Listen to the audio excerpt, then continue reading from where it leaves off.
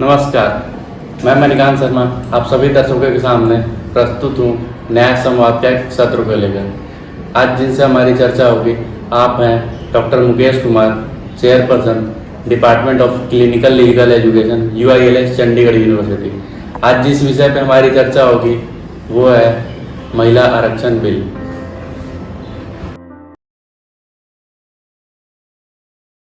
नमस्कार, आपके सभी दर्शकों को मेरा हार्दिक नमस्कार। और जैसा कि आपने चर्चा की है, इस संवाद सत्र में जो हमारे भारत का गौरव है वो नारी जाति है।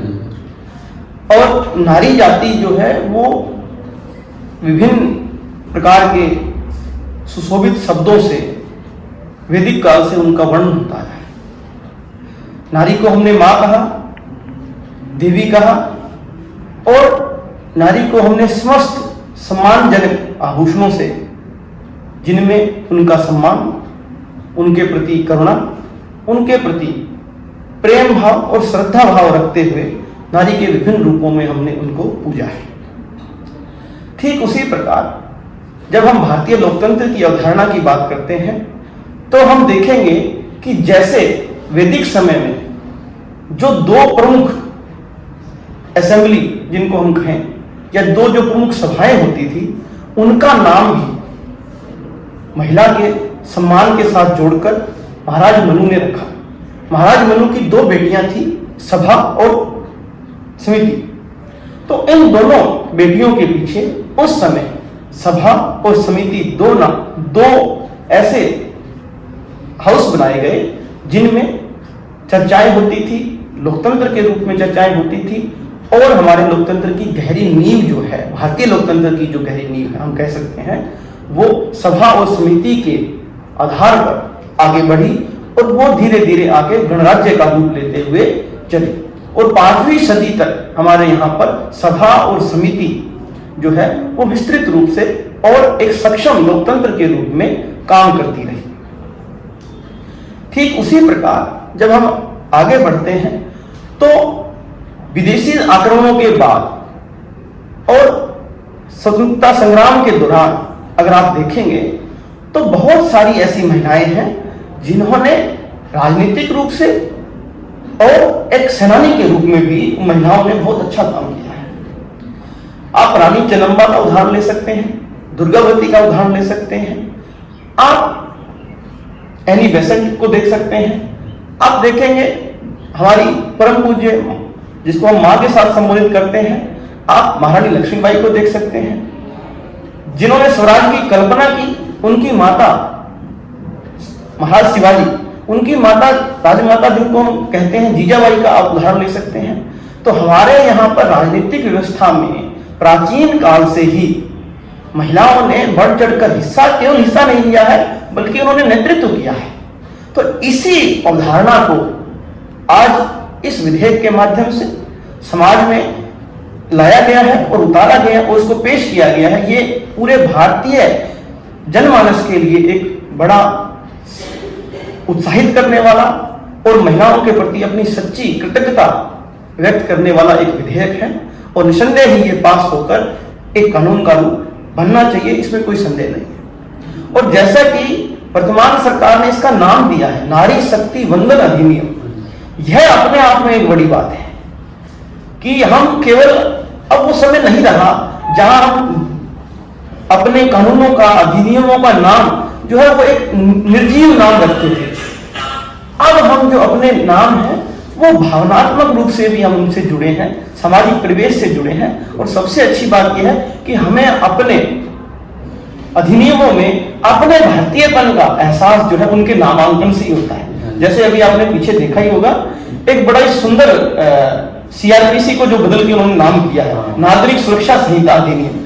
वो एक नागरिक का सम्मान जगाता है कि मेरी सुरक्षा के विषय में बात हो रही है, अब मेरे ऊपर पुलिसिंग नहीं हो रही है बल्कि मेरी सुरक्षा की बात हो रही है। और इंडियन पिनल कोड को जब भारतीय दंड संहिता का नाम दिया गया, वो ये विषय नहीं हो सकता है कि आपने हिंदी और इंग्लिश इसमें ट्रांसलेट कर दिया, पर जब उसको भारतीय कहते हैं तो इस धरती से, इस परंपरा से, इस कल्चर से एक जुड़ाव वैसे ही हमारा बन जाता है। तो ये हमारा एक इस जो छोटा इंट्रोडक्शन जिसे हम कह सकते हैं, मैंने आपके सामने प्रस्तुत करने की कोशिश की है। इसको भारत के संविधान से आप कैसे रिलेट करके बताएंगे? भारत के संविधान से इसको अगर जोड़ने की हम बात करें तो इसके दो पहलू मैं देख सकता हूं। पहला है संवैधानिक स्थिति और दूसरा है संवैधानिक नैतिकता। अगर हम संवैधानिक स्थिति की बात करें तो अनुच्छेद 15 में इसका प्रोविजन है कि राज्य को स्वतंत्रता है, राज्य को एम्पावरमेंट है कि वो महिला एवं बाल यानी बच्चे, उन दोनों के संदर्भ में अगर कोई विशेष कानून बनाना चाहे तो बना सकते हैं। ये इसकी एक संवैधानिक स्थिति है। फिर हम इसकी अगर संवैधानिक नैतिकता की बात करें, जिसको हम कॉन्स्टिट्यूशनल मोरालिटी कहते हैं, उसकी बात करें तो संविधान हमें यह अधिकार देता है कि हम डिस्क्रिमिनेशन नहीं, राज्य डिस्क्रिमिनेशन नहीं कर सकता, लेकिन पॉजिटिव सकारात्मक रूप से, अगर संरचनात्मक रूप से अगर कहीं डिस्क्रिमिनेशन करने की आवश्यकता पड़ती है तो भारत सरकार कानून बनाकर महिला को जो है वो एक विशेष अधिकार के रूप में दे सकती है, जिससे कि हमारे आम जनमानस में एक ये व्यवस्था बने, जनमानस की एक सोच बने कि महिलाएं जो है वो राजनीतिक क्षेत्र में बहुत अच्छा कर सकती है। हमें बहुत सारे ऐसे उदाहरण मिलेंगे संविधान में जहां पर विशेष रूप से कानून बनाए गए हैं। तो अब इसको अगर हम संवैधानिक नैतिकता से भी देखें तो महिला को जो है वैसे ही विशेष अधिकार प्राप्त है संवैधानिक रूप से। तो क्यों सिर्फ उनका यही एक हिस्सा जो था, जो बाकी था, कि उनको राजनीतिक रूप से, जिनको हम अगर हम संविधान की प्रस्तावना को देखें तो उसमें जो न्याय की बात है उसमें एक शब्द है जिसको हम कहते हैं न्याय, राजनीतिक, आर्थिक, सामाजिक, आर्थिक और राजनीतिक न्याय। तो ये जो राजनीतिक न्याय है वो मुझे लगता है कि अब इस सरकार ने उस न्याय को देने का भी काम किया है कि अब वो चाह रहे हैं कि राजनीतिक रूप से भी भारत की महिला सक्षम हो। भारत की महिलाओं को इससे क्या क्या फायदे हो सकते हैं? उनसे अगर हम फायदों की बात करें तो फायदे इसके अनेक हो सकते हैं। तो उससे पहले मैं भारत की भारतीय महिलाओं की जो स्थिति है, राजनीतिक स्थिति है, उस पर थोड़ा सा मैं कहना चाहूंगा कि जब कोई विषय संवैधानिक रूप से भारत के लोकतंत्र का मंदिर जब किसी विषय को उठाता है तो वो कोई सामान्य बात नहीं है। लोकतंत्र के मंदिर में जो लोग बैठे हैं वो विद्वत्तापूर्ण एक भाव लेकर लोग बैठे हैं, वो भारत के जनमानस का प्रतिनिधित्व कर रहे हैं। अगर उन लोगों ने ये सोचा है कि नहीं, भारत की महिलाओं को एक कानून बनाकर हमने वहां पर स्थान देना है, उनके लिए कोई स्थान आरक्षित करना है, तो उस विषय को लेकर उन्होंने ये कानून बनाया।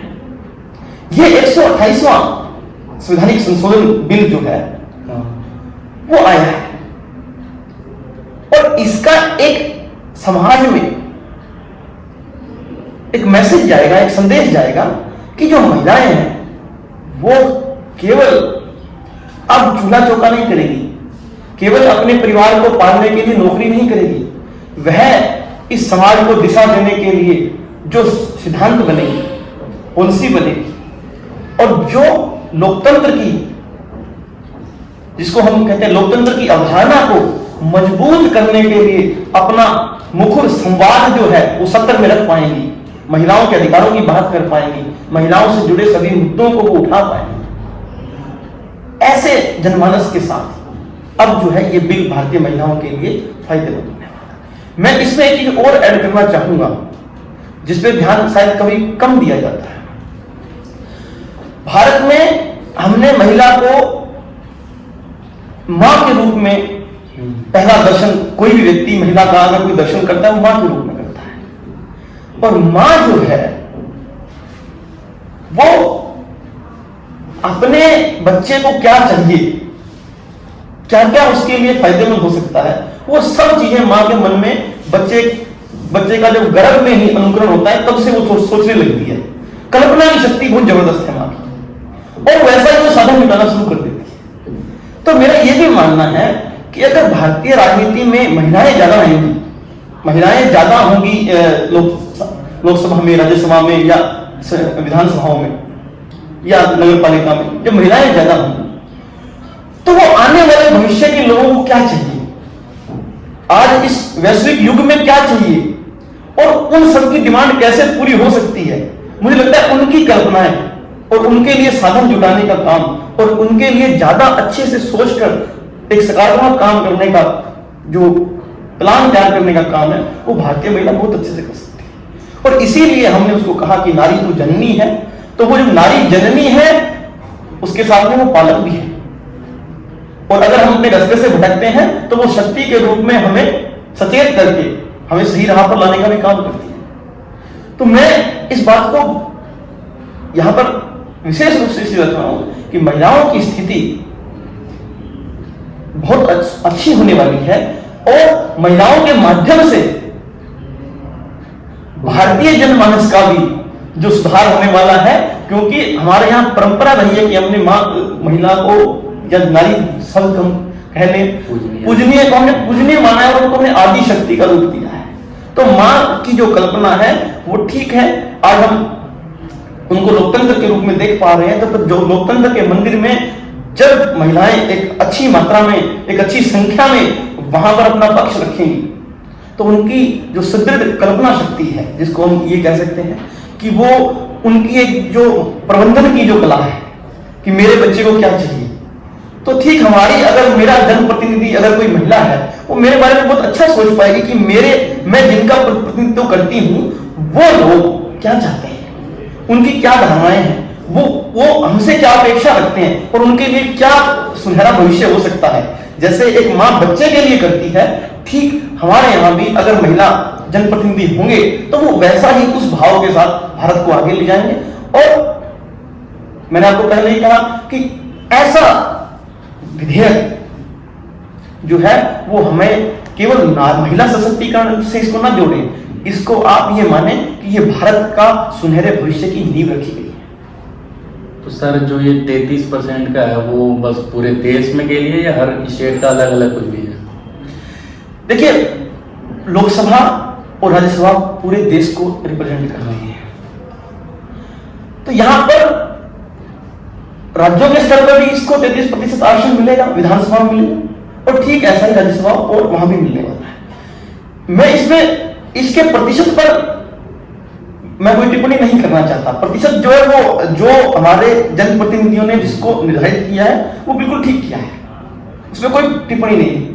हमें आज के समय में जो आवश्यकता है, जो मुझे लगती है कि आज के समय में हमें अपनी बहनों को, अपनी माताओं को और हमारे जो समाज में कंधे से कंधा मिलाकर हमारा सुनहरा भविष्य रचने के लिए जो महिलाएं दिन रात काम कर रही हैं, हमें उन लोगों तक ये भारत के लोकतांत्रिक मंदिर का जो संदेश है वो पहुंचाना पड़ेगा। क्योंकि अभी महिलाओं की स्थिति, हम आरक्षण ला रहे हैं, ठीक है, सब कुछ हो रहा है, पर उस आरक्षण की जानकारी हमारी बहनों तक पहुंचे, हमारी माताओं तक पहुंचे। ये काम, ये जो आज के हमारा जो आपके जैसे युवा संवाद के नाते या आपके न्यायिक संवाद के नाते ऐसे प्लेटफॉर्म से इन चीजों को हमें महिलाओं की तक पहुंचाना पड़ेगा। महिलाओं को आज के बाद, इसके बाद हम एक नए रूप में देखने वाले हैं। बहुत सारे उदाहरण ऐसे आते हैं कि महिलाओं ने इस देश की राजनीति पर काम किया और बहुत अच्छे काम किए। अभी हम मानते हैं कि सुषमा स्वराज, स्वर्गीय सुषमा स्वराज जी ने इतना सुंदर राजनीतिक करियर उनका रहा और बड़े प्यार से, और उन्होंने विदेशों से चाहे बच्चों को वापस लाने का काम हो, चाहे विदेश में फंसे कुछ नागरिकों के मुद्दे हों, बड़े सलीके से और एक सुंदर व्यक्तित्व को प्रदर्शित करते हुए उन्होंने राजनीतिक काम किया। आज हम देखेंगे तो वो एक सिंबल है एम्पावरमेंट का। वो सिंबल जो है, उनको अगर हम राजनीतिक, जो हमारी बहनें हैं, उन राजनीतिक मापदंडों को अपने सामने रखकर जनप्रतिनिधि के रूप में जब लोकतंत्र के सबसे बड़े मंदिर राज्यसभा और लोकसभा में जब वो आएंगे तो भारत का भविष्य सुनहरा होना ही है, और ये भविष्य सुनहरा होना है, ये निश्चित है। सर, आज का सत्र को यही समाप्त करते हैं। आपका बहुत बहुत धन्यवाद। बहुत बहुत धन्यवाद। आपने अपना कीमती समय हमें दिया। हम आगे और भी कुछ जानकारी के लिए आपसे और इसमें और विशेष चर्चा करेंगे धन्यवाद। इस